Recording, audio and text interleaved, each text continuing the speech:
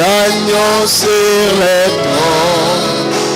Je fléchis les genoux, je fléchis les genoux pour l'adorer lui seul.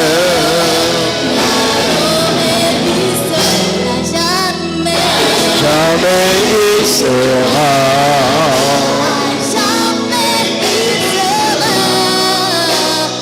l'agneau sur les troncs.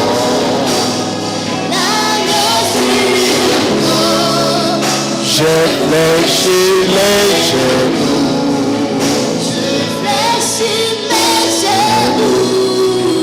pour l'adorer lui seul.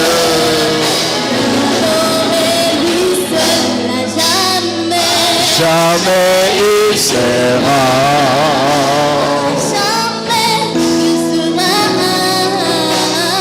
l'agneau sur les troncs.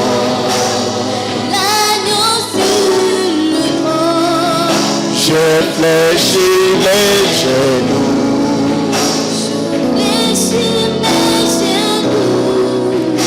pour l'adorer lui seul.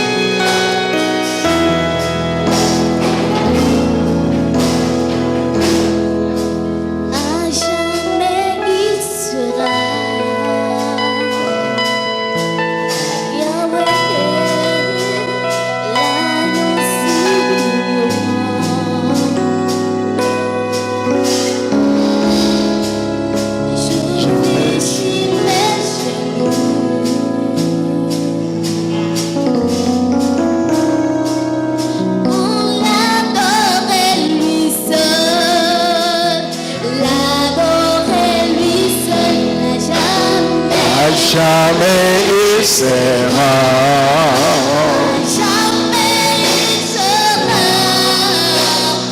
l'agneau sur les troncs. Je fléchis les genoux,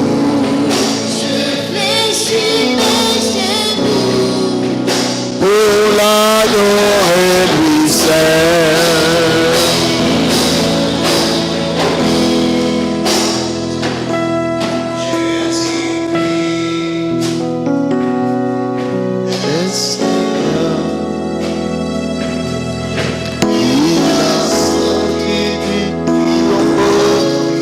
Seigneur, tout genou fléchira, toute langue confessera que Jésus est Seigneur.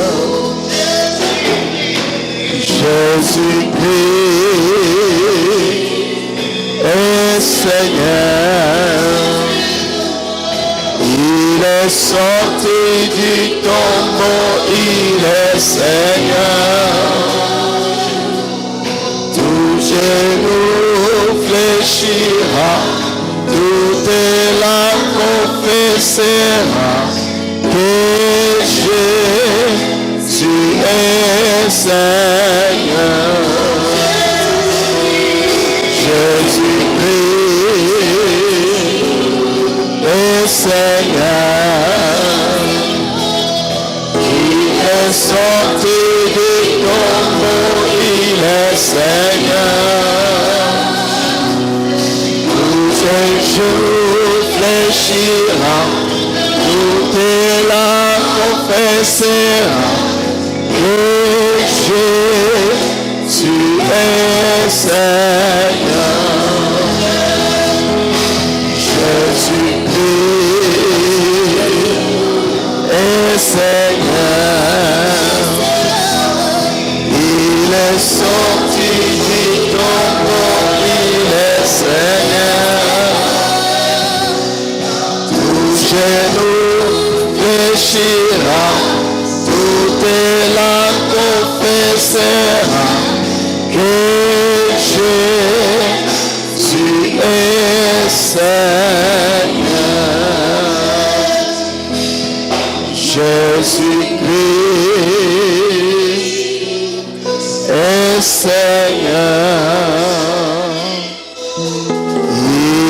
est sorti du tombeau, il est Seigneur. Tout genou fléchira, toute langue confessera que Jésus est Seigneur. Wewe ni Bwana, na zaidi ya yote wewe ni Mwokozi. Asante Bwana kwa ushindi wa Kalvari, mahali uliposema yote imekwisha. Na asante Bwana kwa upendo wako mkubwa ambao uliaonesha pale kwa kutoa uzima wako. Ndio maana tumekusanyika hapa ili Bwana tena uweze kutuelekeza katika tangazo kubwa hii ya upendo ulioyafanya kwa msalaba, kwa kutupa ushindi katika maisha yetu. Maombi yangu ni kwamba wache Bwana Roho Mtakatifu atupeleke katika kujua mapenzi yako. Na zaidi ya yote, Jehova, utusaidie kuweza kukaa katika ukweli wa neno lako. Maana neno lako ni kweli, na neno hii kila mara yaliweka watu huru walioipokea. Maana tunaomba katika jina la Yesu Kristo. Amen.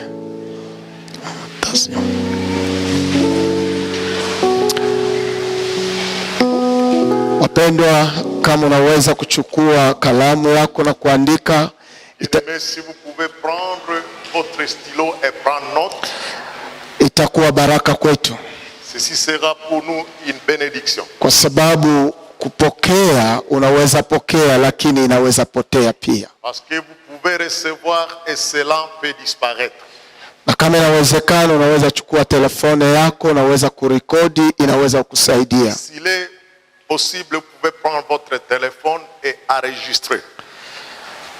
Somo letu la leo linapatikana katika Waroma sura yake ni ile ya 8. Notre enseignement se trouve dans le livre de Romains chapitre 8. Na utasoma mstari wake ni ile ya 31. Et nous allons lire le 31e verset hadi 39 jusqu'au 39e verset. Na hapo tunaingia katika mafundisho. Ici nous voulons entrer dans un enseignement. Basi tutasema nini juu ya maneno haya? Que dirons-nous donc à l'égard de ces choses? Kama Mungu akiwa upande wetu, ni nani aliye juu yetu? Si Dieu est pour nous, qui sera contre nous? Yeye asiachilia mwana wake, lakini alimtoa kwa ajili yetu yote, namna gani atakosa kutuletea vitu vyote pamoja naye? Lui qui n'a point épargné son propre fils, mais qui l'a délivré pour nous tous, comment ne nous donnera-t-il pas aussi toutes choses avec lui? Ni nani atakayeshtaki wachaguliwa wa Mungu? Qui accusera les élus de Dieu? Mungu ndiye anayewahesabia haki. C'est Dieu qui justifie. Ni nani anayehukumu? Qui les condamnera? Kristo ndiye aliyekufa, ndiyo zaidi amefufuka, naye yuko kwa mkono wa kuume wa Mungu, tena ndiye anayetuombea. Christ est mort, bien plus il est ressuscité et il est à la droite de Dieu et il intercède pour nous.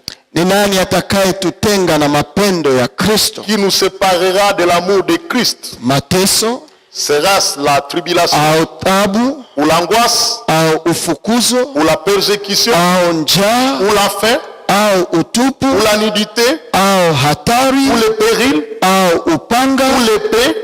Kama ilivyoandikwa ya kwamba, selon qu'il est écrit, kwa sababu yako tunauawa mchana wote, tunahesabiwa kuwa kondoo za kuchinjwa. C'est à cause de toi qu'on nous met à mort tous les jours, qu'on nous regarde comme des brebis destinées à la boucherie. Lakini katika mambo haya yote tunashinda na zaidi ya kushinda kwa njia ya mwenye kutupenda. Mais dans toutes ces choses, nous sommes plus que vainqueurs par celui qui nous a aimés. Kwa maana ninajua kabisa ya kama wala mauti, wala uzima, wala malaika, wala mamlaka, wala wenye uwezo, wala maneno ya sasa, wala maneno yatakayokuja. Car j'ai l'assurance que ni la mort, ni la vie, ni les anges, ni les dominations, ni les choses présentes, ni les choses à venir, wala walio juu, wala walio chini, wala kiumbe chochote kingine hakitaweza kututenga na mapendo ya Mungu yaliyo ndani ya Yesu Kristo Bwana wetu. Ni les puissances, ni la hauteur, ni la profondeur, ni aucune autre créature ne pourra nous séparer de l'amour de Dieu manifesté en Jésus-Christ notre Seigneur. Amen. Amen. Kwa asubuhi ya leo tunataka kuzungumzia neno ambayo inasema, Ce matin nous voulons parler du thème intitulé ushindi la wana wa Mungu. La victoire des enfants de Dieu. Na ninaposema wana, nataka kuzungumzia juu ya ushindi la Wakristo. Et quand nous parlons des fils, nous voulons parler de la victoire des chrétiens. Wakristo tungelijua ya kwamba sisi tuna ushindi.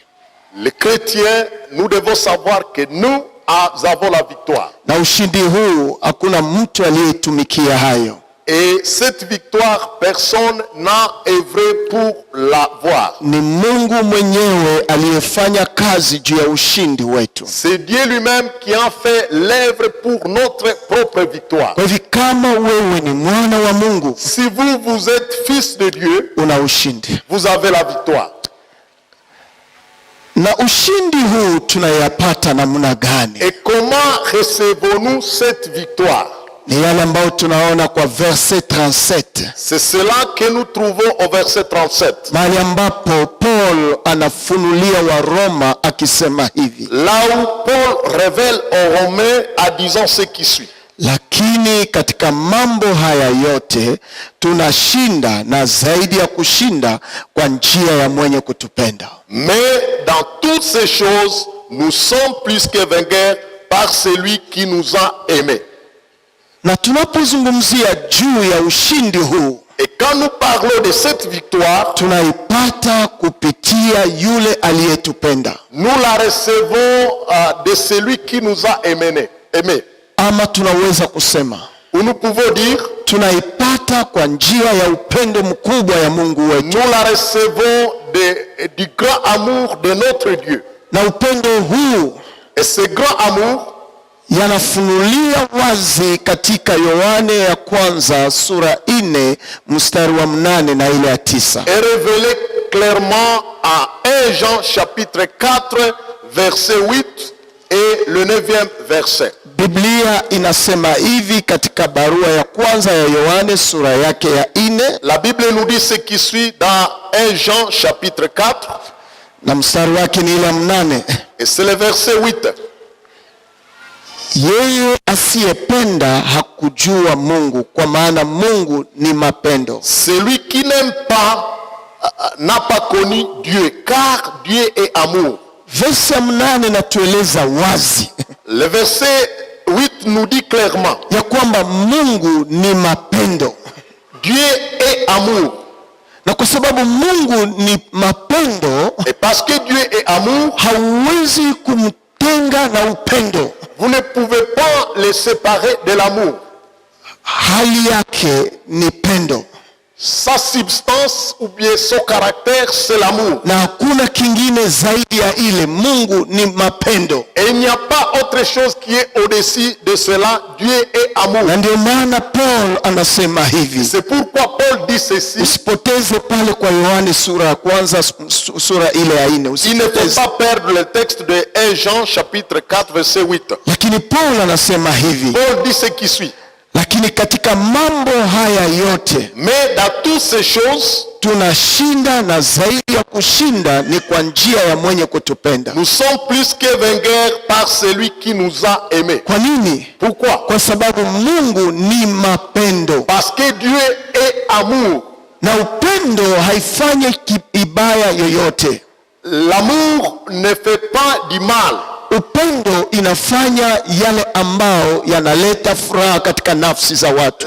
L'amour agit en donnant la joie dans la vie de gens. Na Yohane huu kwa barua ile ya kwanza sura ile ya 4, et dans cet épître de Jean, le chapitre 4, kwa ile verse ya 4 ya 8, verse ya 8, le verset 8, inatuonesha Mungu ni pendo, montre que Dieu est amour. Na verse ya 9 inaonesha kazi ya ile upendo iliyoyafanya kwetu. Et le verset 9 nous montre l'œuvre que l'amour a effectuée. Kwa hivi mapendo ya Mungu yameonekana kwetu. L'amour de Dieu a été manifesté envers nous. Kwa kuwa Mungu ametuma mwana wake wa pekee katika ulimwengu, À ce que Dieu a envoyé son unique fils dans le monde, ili tupate uzima kwa yeye. afin que nous vivions par lui. Yesu Kristo kuja kwa dunia Jésus en venant sur cette terre, ni ufunuo wa upendo wa Mungu. cela est la manifestation de l'amour de Dieu. Na ndio maana unasikia katika Yohane sura 3 mstari wa 16, C'est pourquoi nous attendons à Jean chapitre 3 verset 16. kwa maana Mungu alivyopenda ulimwengu Car Dieu a tant aimé le monde, hata kutoa mwana wake wa il a pekee, donné son fils unique, ili kila mtu akimwamini afin que quiconque croit à lui asipotee,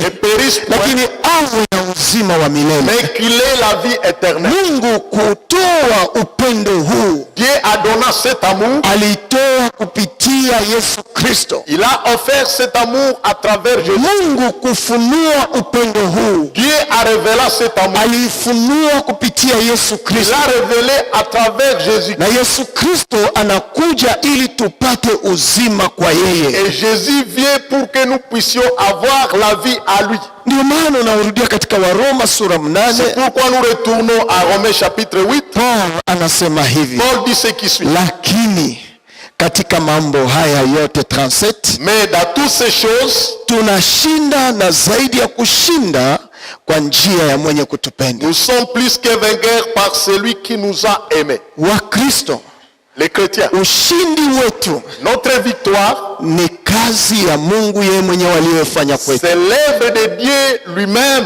qu'il a accompli pour nous. Aliyafanya katika mapendo makubwa, Il l'a fait dans un grand amour. na upendo huu hakuna mtu anaweza kuilinganisha na Et kitu personne ne kingine. peut égaler cet amour. Ndio maana unasikia kwa verset 31, Et c'est pourquoi nous attendons au verset 31. basi tuseme nini juu ya maneno haya? Que dirons-nous donc à l'égard de ces Kama choses? Mungu akiwa upande wetu, Si Dieu est pour nous, ni nani aliye juu yetu? qui sera contre nous? Huyu Mungu ni Mungu ambaye yuko kwa upande wetu, C'est Dieu, c'est Dieu qui est de notre côté. upande ya wote walioamini Yesu Kristo, Les côtés de ceux-là qui ont cru Jésus. waliounganishwa katika upendo wa Mungu. Ceux qui ont été dans l'amour, unis à l'amour de Dieu. Na hii kazi Mungu alianza kabla hata sijaumbiwa bado. Et ce travail, Dieu l'a fait avant que même moi et toi soyons cru. Ushindi wangu Ma victoire, Mungu aliifanya na sijaumbiwa bado. Dieu a fait cela avant que je sois créé. Ushindi wako Ta victoire, Mungu aliifanya na uyaumbiwa Dieu bado, l'a fait avant que tu sois créé. na aliifanya huko kwa umilele Et wake. il a fait cela dans son éternité. Namna gani Mungu alifanya hii? Comment Dieu a-t-il fait cela? Angalia verse ile 30 Voyons au verset 30. kwa ile wa Roma sura 8. À Romains chapitre 8. Na wale aliowaweka tangu zamani Et ce qu'il a prédestiné avant, akawaita vile vile, il les a aussi appelés. na wale aliowaita Et ce qu'il a appelé, akawahesabia haki, il l'a aussi justifié. na wale aliowahesabia Et ce haki qu'il a justifié, akawatukuza vile il vile. les a aussi glorifiés. Hii ni muda zile ambayo Mungu alifanya vitu kwa nyakati zake. C'est le temps où Dieu a réalisé des choses en son temps. Verse hii inasema hivi, Le verset ici nous dit ce qui suit. kuna wale aliowaweka tangu zamani. Il y a ceux-là que Dieu a prédestiné avant. Na wakati wanaposema predestine, Quand nous parlons du concept de prédestiné, ni kusema ilikuwa katika kutaka kwake. cela signifie que c'était par dans sa propre volonté. Alifanya kitu sawasawa alivyokusudia. Il a fait cela selon son dessein. Hapa wanatumia neno prédestiné ama prédestination. Ici, on utilise le concept prédestiné ou prédestination. Na lakini kwa Swahili nasema wale aliowaweka tangu zamani. Unasikia Kiswahili na ficha kidogo. On dit c'est là qu'il a placé avant. Ini kama inashuka kidogo. Ici c'est comme si le Swahili rabaisse le sens. Lakini pia Swahili na nguvu zake. Mais aussi la langue, la traduction Swahili a sa force. Inasema aliwaweka tangu zamani. Le Swahili dit il les a placés depuis avant. Kwa sababu gani? Kwa sababu ndani ya predestination, parce que dans la prédestination, ni mpango ambao Mungu alifanya zamani. C'est un plan que Dieu a établi avant. Kwa hiyo Mungu ndani ya mpango wake alikaa anaanza fikiri. Et si Dieu dans son dessein, il s'est mis et il a commencé à penser. Na hiyo alifanya kwa bila shauri ya mtu yeyote. C'est là il l'a fait sans conseiller. Ni ile ambayo tunaona ndani ya Waefeso sura 1. Et c'est ce que nous voyons à Ephésiens chapitre 1. Verset ile ya 5. Verset 5. Hatutasoma pale. Nous n'allons pas lire cette. Lakini huko wanatueleza ya kwamba mais là on nous explique que Mungu alifanya tokea zamani ili tuwe watoto wake. Dieu a fait depuis longtemps pour que nous soyons ses enfants. Na hakuna mtu alimupa mashauri tuwe watoto wake. Il a donné des conseils pour que nous soyons des enfants. Kwa hivi katika mpango ile ya zamani yake, dans le dessein éternel de Dieu, mwisho ikavaa mwili. A fait cela a pris la chair. Ndio maana unasikia Biblia inasema kwamba wale aliowaweka tangu zamani vile vile aliwaita. C'est pourquoi la Bible dit ce qu'il a pensé avant, il les a appelés. Akawaita. Il les a appelés. Ni kusema tunatoka kwenye ambapo ulimwengu ya kiroho ili tuingie katika ulimwengu wa mwili. Cela veut dire que nous venons du monde spirituel pour nous faire entrer dans le monde physique. Yeye mwenyewe anatuumba sasa. Dieu lui-même il nous façonne. Lakini makusudi haya, mais l'objectif est que ni kabla hata dunia iumbiwe. C'est avant que le monde soit créé. Ni kabla hata Adamu na Eva awe. C'est avant que Adam et Ève puissent exister. Ni makusudi yake katika ushauri wake wa milele. C'est son dessein éternel dans son conseil. Anaifanya ndani ya mapendo makubwa. Il le fait dans son grand amour. Alafu akatuita sasa. Il nous a appelés ici. Tukaonekana kuwa watu kamilifu. Nous avons paru comme des hommes dignes. Katika mawazo yale ya zamani, dans la pensée éternelle, akawahesabia haki. Il nous a justifiés. Neno kuhesabiwa haki, le concept être justifié, inaeleweka mzuri katika Tito sura 2. Cela est bien compris Tito sura 3. Cela est bien compris à Tite chapitre 3. Mstari wake wa 4 na ile 8. Les versets 4 et 8. Unaweza kuyasoma wewe peke yako pale. Vous pouvez lire ça vous-même. Namna gani Mungu alifanya vitu. Comment Dieu a fait des choses. Ili tuonekane kuwa washindi katika maisha yetu. Que nous puissions paraître des vainqueurs dans nos. Ndani ya Tito 3:4. À Tite chapitre 3 verset. Hapo Biblia inasema ya kwamba yeye mwenyewe alituhesabia haki. La Bible dit qu'il nous a justifiés. Na hatukufanya kwa matendo yetu. Et cela ce n'est pas à partir de nos œuvres. Lakini ilikuwa kutaka kwake. Mais cela c'était par sa propre volonté. Ndio naona inasema hivi. C'est pourquoi il est dit cette parole est certaine. Neno hili ni kweli. Je veux que tu affirmes ces choses. Najua ninapenda ili uweze kuhakikisha maneno haya. Afin que ceux qui ont cru à Dieu s'appliquent à pratiquer la bonne œuvre. Ili wote walioamini Mungu waweze kutenda matendo. Voilà ce qui est bon et utile aux hommes. Na hii ni jema na inafaa. Verset 9. Mstari wa 8 wa 9. Mais évitez les discussions folles. Non. Acha niende mo Biblia yangu. Laisse que je puisse prendre ma Bible. Niende mo Biblia yangu. Je peux aller à ma Bible. Verset 7. Le verset 7 nous dit ce qui suit. Afin que, justifiés par sa grâce, nous devenons une espérance héritier de la vie éternelle. Afin que, justifiés par sa grâce, nous devenions héritiers dans l'espérance de la vie éternelle. Tukihesabiwa haki kwa neema yake, tupate kufanya warithi kwa tumaini la uzima wake. Afin que, justifiés par sa grâce, nous devenions héritiers dans l'espérance de la vie éternelle. Tunaenda rithi yale ushindi ambao yeye mwenyewe alifanya kwa neema yake. Nous héritons cette victoire que lui-même a fait par sa grâce. Na ndio maana anasema wale aliowaita, C'est pourquoi il dit ce qu'il a, aliwahesabia haki. il les a justifiés. Na anapotuhesabia haki, En nous justifiant, kusudi likuwa nini? quel était le Ni but? ili turithi uzima wake. Que nous Haleluya. puissions y hériter sa vie. Hivi sisi kama Wakristo Nous, en tant que chrétiens, tuna ushindi. nous avons la victoire. Na ndio wakati Paul iko nazungumza hii, Et quand Paul parle de cette manière, hakuachia pale il ne s'est pas limité par kwa ile verset 30 ya Waroma 8, le verset 30 à Romains 8. anasema na wale aliowahesabiwa haki akawatukuza vile vile. Et ceux qu'il a justifiés, il les a aussi glorifiés. Neno kutukuza Le mot glorifié, ni ushindi ya wale wa Kristo. c'est Haleluya. la victoire de ces chrétiens. Maana tayari tunarithi uzima wake kwa kuhesabiwa haki. Parce que déjà nous héritons la vie pour être Na justifiés. Paulo sana anaona hii mpangilio ya predestination. Et quand Paul voit ce plan de la prédestination, Mungu anakusudia juu ya maisha yetu. la première chose est que Dieu a un plan pour notre vie. Na hii ndani ya upendo mkubwa. Et cela, c'est dans son grand amour. Upendo huu inamsukuma kutuita. Cet amour pousse à Dieu de nous appeler. Na baada ya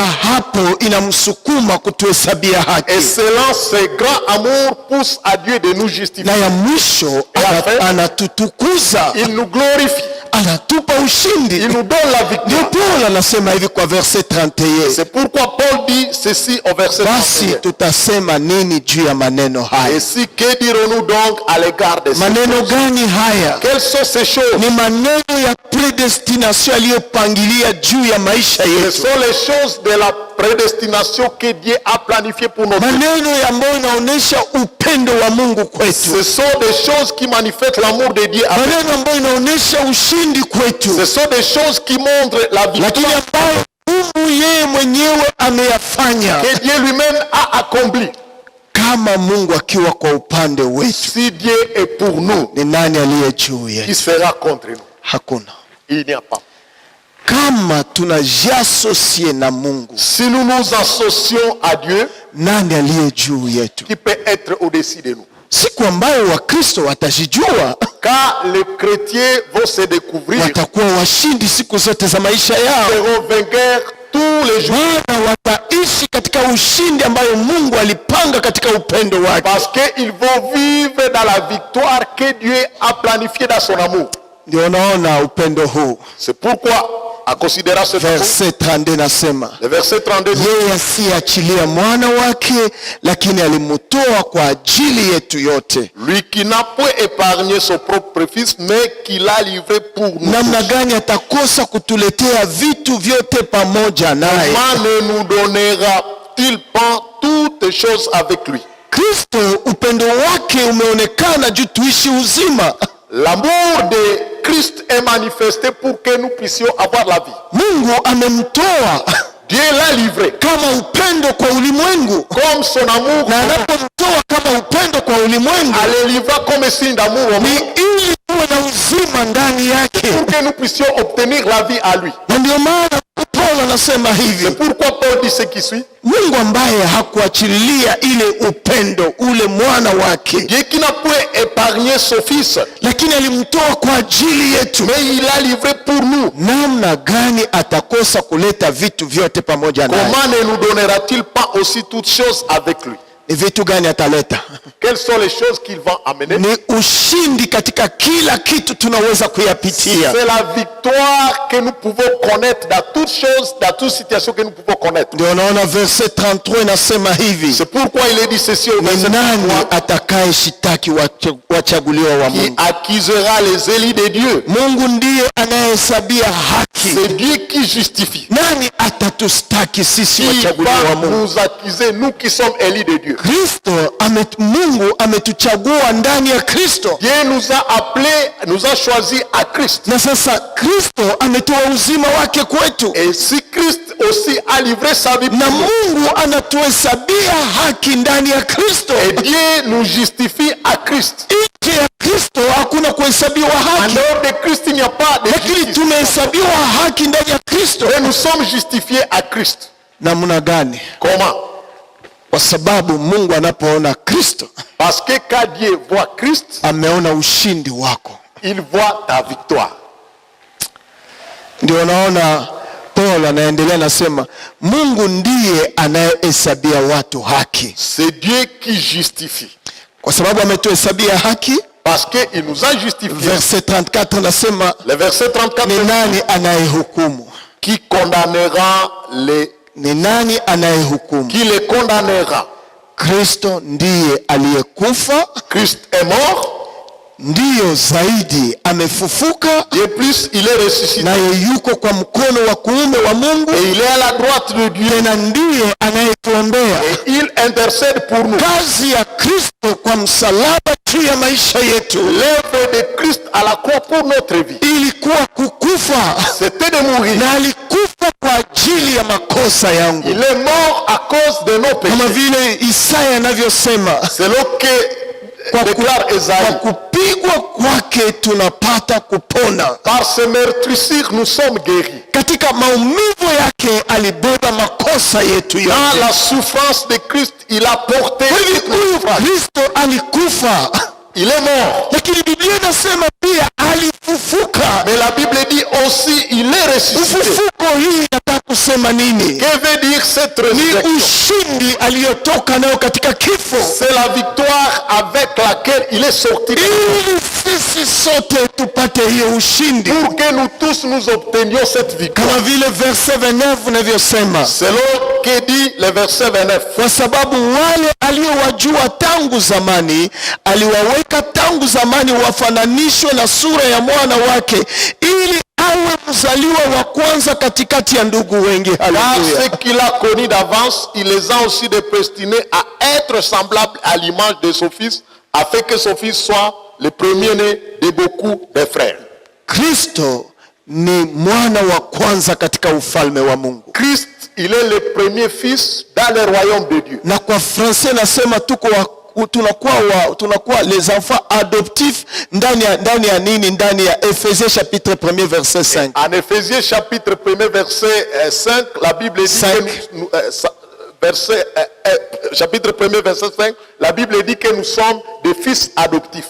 Na wakati tunapokuwa watoto ambao wamezaliwa ndani yake, Et quand nous sommes des enfants adoptifs, mule mwa Ephésiens 1:5, en Éphésiens chapitre 1 verset 5, nous ayant prédestinés dans son amour, uwekele neno amour, alitufanya mbeleni katika upendo wake, à être ses enfants adoptifs par Jésus-Christ, kufanywa wana wake ndani ya Yesu, selon le bon plaisir de sa volonté. sawasawa na mapenzi yake. Hauwezi kukuwa mwana wa Mungu Vous ne pouvez pas devenir enfant kama utaingia ndani ya Yesu Kristo, si vous n'êtes pas entré en Jésus-Christ. na kuitwa mwana wa Mungu Être appelé enfant de ni Dieu, jinsi yeye mwenyewe alitaka ndani ya predestination c'est yake. comme lui-même l'a voulu dans sa destination. Sikia mes amis wenye mko hapa, Écoute bien aimés les amis qui est. hii ni ufunuo kubwa, Ceci c'est la grande révélation. na hii ndio inatupa ushindi, Et c'est ce qui nous donne la victoire. kwa sababu Kristo amekuwa mzaliwa wa kwanza ili tumufanane. Parce que Christ, il est le premier-né pour que nous puissions les ressembler. Tatizo ni nini? Quel est le problème? Ni wakati ambapo hatuelewe Yohane sura 1 verse 12. Acha kwanza pale, problème ili waache pale tu. Nous ne comprenons pas Jean chapitre 1 verset 12. Biblia inasema hivi, La Bible dit ce qui suit. na wote waliomwamini aliwapa uwezo ya kuwa wana wa Mungu, ndio wale walioamini jina lake. Et à tous ceux qui l'ont accepté, il a donné le pouvoir de devenir enfants de Dieu, ceux qui ont crié à son nom. Amen. Amen. Acha nikueleweshe, Laisse que je puisse vous faire comprendre davantage. ili uwe mshindi Pour que vous puissiez être victorieux, lazima uingie katika mzaliwa wa kwanza. il faut que vous puissiez entrer dans le premier-né. Mzaliwa wa kwanza huu ni Yesu Kristo, Le premier-né, c'est Jésus-Christ. na kuna njia moja tu, Et il y a une seule voie, ni kumpokea, c'est de le recevoir. kupokea ile upendo, Recevoir cet amour. na upendo huu Et cet amour inatuingiza kuwa wana wa Mungu, nous fait entrer et nous fait devenir enfants de Dieu. Lakini ndani ya Waefeso, mais en Éphésiens, ni mpango wa Mungu c'est le plan de Dieu. aliyoyafanya ndani ya upendo wake, Il a fait dans son amour. ili tuonekane kuwa watoto waliokubaliwa ndani ya Yesu Kristo, Pour que nous puissions être des enfants adoptifs en Jésus-Christ, par Jésus-Christ. kulingana na kutaka kwake. Selon son beau plaisir. Unaona wale ambao wako ndani ya école de dimanche saa hii, Est-ce que si on peut considérer ceux qui sont à l'école de dimanche pour le moment, ni njia tunapotuma watoto kule, akili yao, imani yao iunganishwe na ya Mungu. c'est une voie pour que nous utilisons pour que leur intelligence, na imani ya Yesu Kristo, que leur intelligence soit unie à la foi de Christ. Kwa sababu tunaokolewa kwa neema kwa njia ya imani. Parce que nous sommes sauvés par la grâce, par les moyens de la foi. Na kama hakuna neema, neema inaonyesha kazi ya Mungu. S'il n'y a pas la grâce, et la grâce montre l'œuvre de Dieu. Na imani inaonyesha maunganisho yako pamoja na ile kazi ya neema ya Mungu. La foi montre votre union à l'œuvre de Dieu. Lakini walio wengi wetu, mais plusieurs parmi nous, wameingia kanisani, ils sont entrés à l'église kwa njia ya jamaa, à travers la voie de la famille. Kwa sababu mimi Kalipi nimezaa David, parce que moi Kalipi j'ai engendré David, na ninaanza kumsukuma kwenda kanisani, je commence à le pousser d'aller à l'église, hayamfanya kuwa mwana wa Mungu. Cela ne fait pas de David fils de Dieu. Lakini David atakuwa mwana wa Mungu, mais David sera enfant de Dieu wakati atakapopokea, car il le recevra, Kristo kama Bwana na Mwokozi ya maisha yake, Christ comme sauveur et seigneur de sa vie. Na hapo ndipo anaitwa un enfant adoptif. C'est là qu'il est appelé un enfant adoptif. Ameingizwa katika jamaa ya Mungu. Il a été fait entrer dans la famille de Dieu. Kuimba, chanter, ni kitu ambayo ni talanta. C'est comme quelque chose que nous pouvons considérer comme un talent. Ni talanta. C'est un talent. Na mpagani anaweza imba melodi ambayo tunapiga mikono. Même un païen peut chanter dans une voix mélodieuse qui nous poussera à acclamer. Hata kufundisha, même prêcher, inaweza kuwa pia talent. Ça peut être aussi un talent. Lakini kuitwa mwana wa Mungu, mais être appelé enfant de Dieu, kuna kusikia, il y a l'écoute ya habari njema, de la bonne nouvelle, na kuna kumpokea, il y a aussi le recevoir, na kuweza kuamini ile kazi Kristo aliyoyafanya, mais aussi croire à l'œuvre qu'a réalisé Jésus. Na sasa inakufanya kuwa mwana wa Mungu. Et cela te fait devenir enfant de Dieu. Maombi, la prière, haiwezi kufanya mtu kuwa mwana wa Mungu. Ne peut pas faire devenir quelqu'un enfant de Dieu. Non. Sadaka, les offrandes, haiwezi kufanya mtu kuwa mwana wa Mungu. Ne peut pas faire quelqu'un devenir enfant de Dieu. Maabudu, l'adoration, haiwezi kufanya mtu kuwa mwana wa Mungu. Ne peut pas faire quelqu'un devenir enfant de Dieu. Lakini mwana wa Mungu, mais l'enfant de Dieu, ni wote waliompokea. Les enfants de Dieu sont ceux-là qui l'ont reçu. Na wakaweza kupewa uwezo sasa. Et ils ont reçu un pouvoir ya kuitwa mwana wa Mungu, de devenir enfant de Dieu. Amen. Amen. Na ni wale ambao niko nazungumzia juu ya ushindi yao. Et c'est de cela que nous sommes en train de parler pour leur victoire.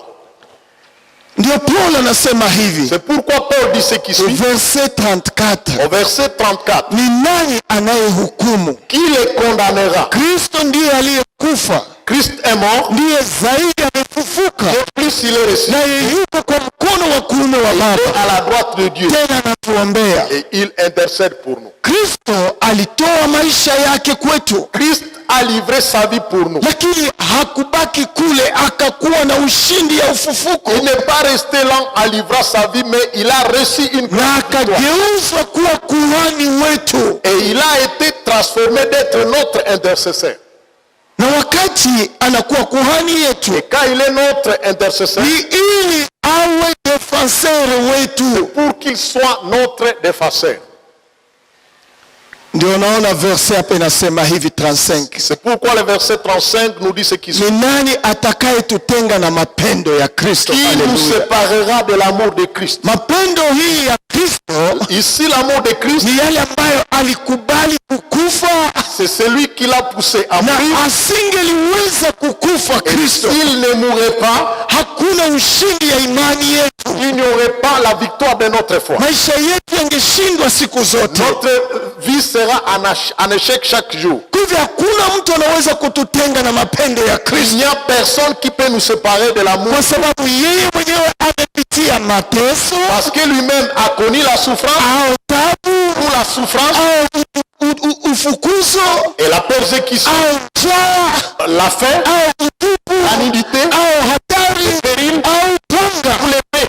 Amepitia hii njia Il a connu cette voie kama mzaliwa wa kwanza, comme le premier-né. ili sisi tufananishwe na yeye, Et nous aussi, nous puissions kwa le savoir. sababu Kristo ndani ya mapendo Parce yake que Christ, dans son amour, hakuona mateso kuwa kitu cha kushikamana nacho, il n'a pas vu la souffrance d'être quelque chose pour laquelle il peut s'attacher. hakuona tabu kuwa kitu cha kukimbia, Il n'a pas vu la souffrance comme quelque chose à faire. hakuona ufukuzo kuwa kitu cha aibu, Il n'a pas vu la persécution comme l'ignominie. hakuona njaa kama kitu cha kutishwa, Il n'a pas vu la famine comme quelque chose qui peut lui utupu amener la mort. hakuiona kama kitu cha juu, Il n'a pas vu non plus la dignité, hatari, quelque chose upanga. aussi. Même l'épée. Hii yote haiwezi kututenga na mapendo ya Toutes Mungu. ces choses ne Haleluya. peuvent pas nous séparer de l'amour de Dieu. Mpendo ambaye uko hapa, Bien-aimé qui est ici, Kristo ameshamaliza kazi hii, Christ a déjà accompli cette œuvre. na ujue neno hii. Et il faut connaître cette parole.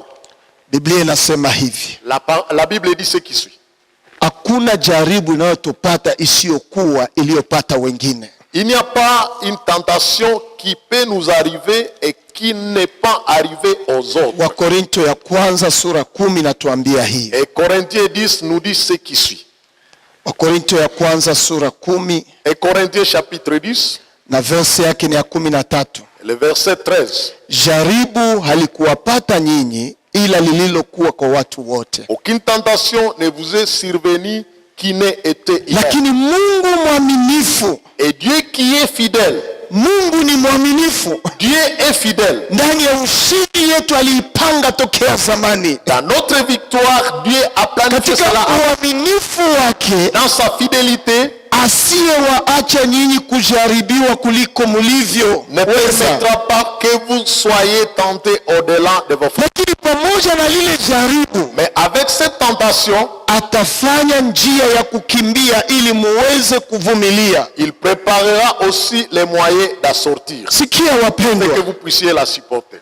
njaa La faim itafika, arrivera, mateso la souffrance itafika, arrivera, tabu la souffrance itafika, arrivera, ufukuzo la persécution itafika, arrivera, utupu la nudité itafika, arrivera, hatari le danger itafika, arrivera, na upanga.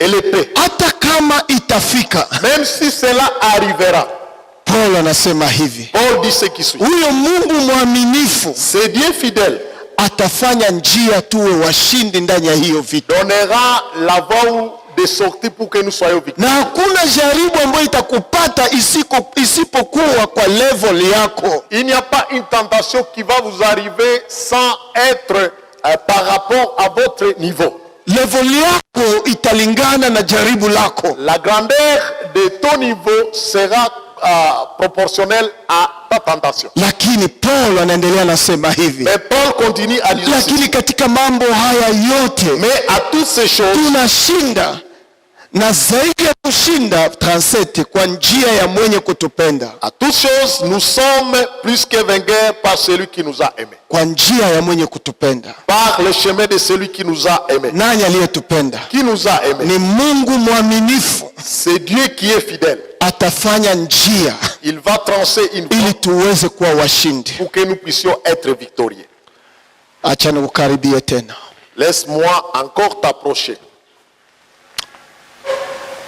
sisi ni washindi Nous sommes vainqueurs katika yule aliyetupenda. dans celui qui nous a aimés. Lakini jaribu aiseme juu kwa Mkristo hautaipata. Mais il ne faut pas oublier que être chrétien ne signifie pas que vous serez épargné des tentations. Utajaribiwa. Vous serez toujours tenté. Na jaribu yako Et qu'arrive la tentation inalingana na urefu wako, est proportionnelle à votre grandeur, urefu wa imani yako. à la taille de votre foi. Mungu hawezi kunipa jaribu ya kupita urefu yangu. Dieu ne peut pas me donner une tentation qui est au-dessus de ma taille. Lakini pamoja na hii, Mais avec ceci, tunahitaji kujua neno hii. nous avons besoin de connaître cette parole. Soma ile verset 29 ya Waroma. Il faut lire le verset 29 de l'épître aux Romains. Sura 8. Verset 8. Chapitre 8, verset 29. Kamata 28. Nous savons du reste Tunajua ya kwamba que toutes choses concourent au bien de ceux qui aiment Dieu, maneno yote yanafaa kwa wale wanaopenda Mungu, de ceux qui sont appelés selon ses desseins. kwa wale walioitwa kulingana na Sasa mpango. unaona hii verset, Wakati tunaona ce verset ici, kuna mkono ya Mungu pale. il y a la main de Dieu là-bas. Mkono ya Mungu iko wapi? Quelle est la main de Dieu? Toutes choses, Mambo yote. katika ile mambo yote yenye na kufikia, Dans ce concept, toutes choses, mateso, la souffrance, njaa, la faim, tabu, la souffrance, uchi, la nudité, kutupwa, kuachwa, la persécution, être abandonné, ni ndani ya toutes choses. cela se réunit en toutes choses. Na hiyo toutes choses Et dans ce concept, ni Mungu anafanya hii, c'est Dieu qui fait cela. kwa sababu ndani ya predestination Parce yake que dans sa prédestination, anataka atukuzwe. il veut être glorifié. Alipotuita Quand il nous a appelés, akatuhesabia haki, il nous a justifiés. alipotuhesabia haki Akatujustifier. akatutukuza. Il nous a glorifiés. Sasa sikia, Écoute bien. hii itawezekana uwe mshindi Ceci sera possible que vous soyez victorieux. ni wakati na wewe unampenda Mungu, C'est quand vous aussi, vous aimez Dieu. umeshaingizwa katika ile upendo wa Mungu, Vous êtes déjà entrés dans l'amour, cet amour de Dieu. na unajua Mungu ndiye anafanya kazi, Et vous savez que c'est Dieu qui fait toutes choses. na unajua ya kwamba Mungu ndiye alikuita kulingana na kusudi lake, Et vous savez que c'est Dieu qui vous a appelé selon son dessein. na alafu utaona ya kwamba hii ambayo ninapitia ni mboleo ya maisha. C'est alors que vous allez voir que ce que je suis en train de connaître, c'est comme l'engrais dans la vie. Nani anaweza amini ke na watu wa Mungu wanaweza kujaribiwa? Qui peut croire que les hommes de Dieu peuvent aussi être tentés. Lakini ushindi na kwaka wetu tu. Mais la victoire est de notre côté. Ndio maana ninazoea kuambia, siku moja nilikuwa na mbele pale nilikuwa naambia Dani. C'est pourquoi avant je disais à Dani, mon fils, Ndio mtoto wangu, son fils, mimi namwambia siku moja tunaikala tuko bien, tunaikala. nous étions là assis et on était à bon terre. Alafu nikasema hivi, Alors j'ai dit ce qui suit. Dani, ninamshukuru Mungu Dani, je bénis le Seigneur. kwa sababu Mungu alikuweka pembeni yangu uwe mwalimu Parce wangu. que Dieu t'a mis à mes côtés pour que tu sois mon enseignant. Anakosa ninatasema nini? Il a manqué, qu'est-ce que je voulais dire? Namwambia uko mwalimu, uko professeur wangu. Je lui ai dit, tu es mon professeur. Nisema kose Mungu alionaka kama wawezi kala pembeni yangu nitashindwa. Je disais, Dieu a vu si tu ne pouvais pas venir à mes côtés, je vais. Lakini ninakuombea siku zote. Mais je prie pour toi chaque jour. Akasema namuna gani? Il a dit, comment papa? Wakati unakuya na ulishalewa. Quand tu viens dans un état d'ivresse, Ninasema hii ni nini? je me dis, ça c'est quoi? Lakini upendo wangu kwako, Mais mon amour envers toi inashindwa nikamate kisu nikate kichwa yako. manque que je puisse prendre le couteau et te décapiter. Lakini unaniumbia tena roho kubwa ya kuchunga walevi. Mais tu crées à moi un grand cœur de supporter les soulards. Hii ni Mungu ndiye anafanya. C'est Dieu qui fait ça. Na siwezi kumkamata nimsukume. Je ne peux pas le prendre et le pousser. Lakini ninajua upendo wa Mungu iko juu yake. Mais je reconnais que l'amour de Dieu répond. Na Mungu atakapofunulia naye ataongeaka yale ambayo ninaongea. Et quand Dieu va se révéler à lui, il va parler des choses que je suis en train de parler. Muimagine histoire ya Jérémie, Carmela na Carmela. Imaginez-vous l'histoire de Carmel avec Jérémie. Mais leo Jérémie amekuwa mtu mzima. Mais aujourd'hui, Jérémie, il est devenu un homme. Mara ngapi walimuita? Mais combien de fois on a appelé papa à la Carmel? Mtoto wako tena amelala ndani ya matope. Ton enfant est couché dans la boue. Upendo ilienda mtwala mtoto. L'amour de Carmel allait prendre. Na mwisho ni ushindi. Et enfin, c'est la victoire. Kuvi majaribu ambayo tunapitia ndani yake. Et si les tentations que nous connaissons, si kitu kia kutuua, hapana, ne viennent pas pour nous tuer. Lakini kwa wale wanaompenda Mungu ili wajue kuwa kumtukuza ndani yake. Mais cela c'est pour tous ces gens-là qui aiment le Seigneur, pour qu'ils savent glorifier Dieu dans wakati umepitia njia ya majaribu. Quand nous connaissons des moments de tentation, unajikomporta namna gani? Comment te comportes-tu? Mungu ameniacha. Dieu m'a abandonné. Mungu ameniacha. Il m'a abandonné. Mungu amenitupa. Dieu m'a rejeté. Mungu anijibie. Dieu ne me rejette pas. Non. Toutes choses concourent au bien de ceux qui aiment. Mambo yote yanafaa kwa wale ambao wanampenda Mungu. Inakuwa mboleo kesho yake. Cela devient l'encre. Inakuwa ushuhuda kesho yake. Cela devient un témoignage. Lakini ndani ya machozi, ndani ya mateso, dans la souffrance. Ndio unaona Paul anasema hivi. C'est pourquoi Paul dit ce qui suit. Verset 37. Verset 37. Lakini katika mambo haya yote, mais dans toutes ces choses, tunashinda zaidi ya kushinda kwa njia ya mwenye kutupenda. Nous sommes plus que vainqueurs par celui qui nous a aimés. Kuna mtu aliyetangulia katika mateso yetu. Il y a celui qui nous a précédés dans nos souffrances. Kuna mtu aliyetangulia katika tabu yetu. Il y a celui qui nous a précédés dans notre souffrance. Kuna mtu aliyetangulia katika ufukuzo wetu. Il y a celui qui nous a précédés dans notre katika njaa yetu, dans notre faim, katika utupu wetu, dans notre nudité, ndani ya hatari yetu, dans notre danger, katika upanga ambao iko juu yetu, dans l'épée qui est au-dessus de nous. Lakini juu alitujua tokea zamani. Parce que il nous a connus bien avant. Ni ili atukuzwe ndani ya yote. Haleluya. Soit glorifié à toutes choses. Ndio Paul anasema. C'est pourquoi Paul dit. Ninarudilia hii phrase kila mara. Je répète souvent cette phrase. Lakini katika mambo haya yote, mais dans toutes ces choses, tunashinda. Nous sommes plus na zaidi ya kushinda ni kwa njia ya mwenye kutupenda. C'est par celui qui nous a aimés. Angalia Paul giza naendelea na maneno yake. Vois comment Paul continue avec ces choses. Verset 38. Le verset 38. Kwa maana ninajua kabisa ya kama. Car j'ai l'assurance que. Hiyo neno ninajua kabisa. Ce concept, j'ai l'assurance que. Na ukisema juu ya assurance, et quand on parle ya uhakika, inahakikisha ya kwamba ndio kweli ambao unaweza shimama ndani yake. Cela confirme que c'est la vérité dans laquelle vous devez vous tenir. Wala mauti. Ni la mort. Paul anaanza na mauti. Paul commence par la mort. Mauti kwa nini? Pourquoi la mort? Angelianza wala uzima. Il allait commencer par la vie. Lakini anaanza mauti. Mais il commence par la mort. Anasema hata kama mauti. Il dit même la mort. Wala uzima. Ni la vie. Wala malaika. Ni les anges. Wala mamlaka. Ni les dominants. Wala wenye uwezo. Ni les choses. Wala maneno ya sasa. Même les choses présentes. Wala maneno yatakayokuja. Ni les choses à venir. Wala yaliyo juu. Ni les puissants. Wala yaliyo chini. Ni ce qui est à haut. Wala kiumbe chochote kingine. Ni aucune créature. Hakitaweza kututenga na mapendo ya Mungu yaliyo ndani ya Kristo Yesu. Ne pourra nous séparer de l'amour de Dieu manifesté à Jésus-Christ. Kristo Yesu Bwana wetu.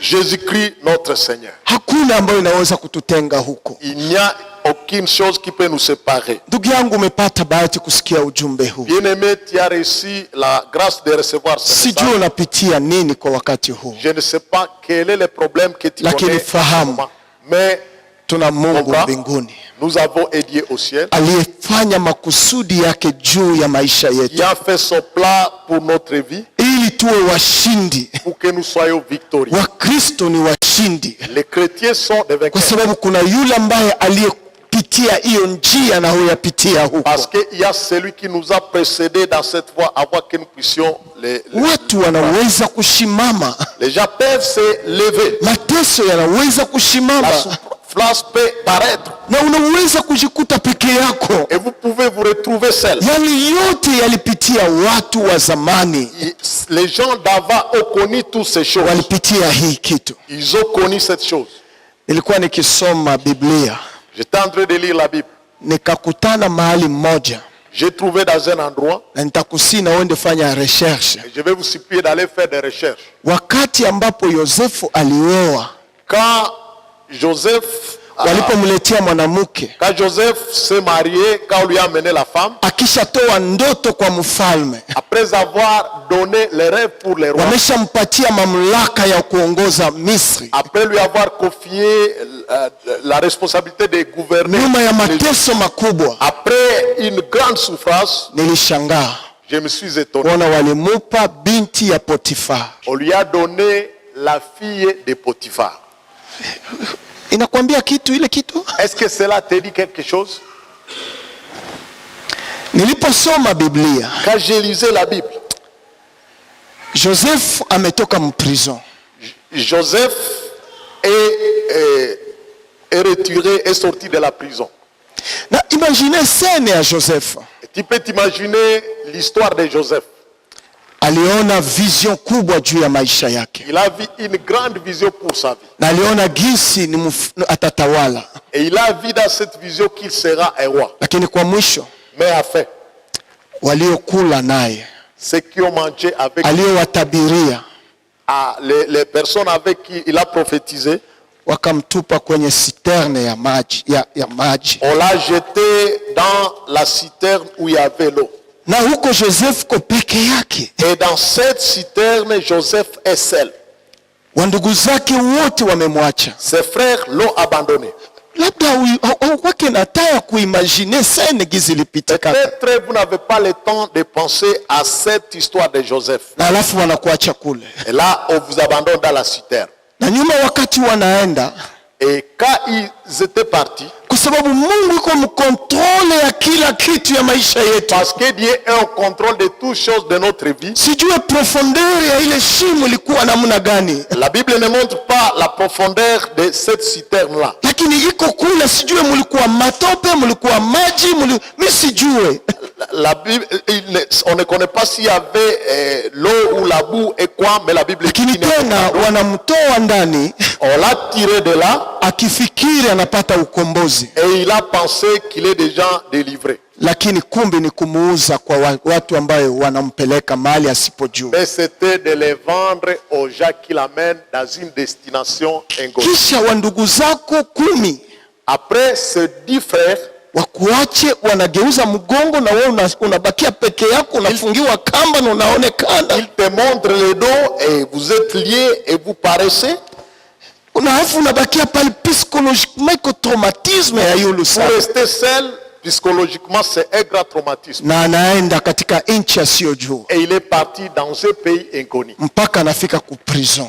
jusqu'à ce qu'il est arrivé Gizi dans la, mnajua, comme vous le savez. lakini alipotoka ndani ya prison, Mais à quitter dans la prison, wanampatia mwanamke kutoka jamaa ya Potifar. on lui donne une femme qui venait de la famille de Potiphar. Mjaribu kufikiri kama Potifar akifika mwile nyumba atakuwa namna gani. Imaginez si Potiphar pouvait arriver dans la maison de Joseph, comment il se comportait. Ni ile Mungu anatufanyiziaka C'est ce que Dieu fait pour nous. ili atukuzwe ndani ya hata wakati yoyote Pour maisha qu'il yetu. soit glorifié à chaque instant de notre vie. Kwa hivyo wakati uko ndani ya mateso, Bien-aimé, quand vous êtes dans la souffrance, kaa kimya, il faut demeurer calme.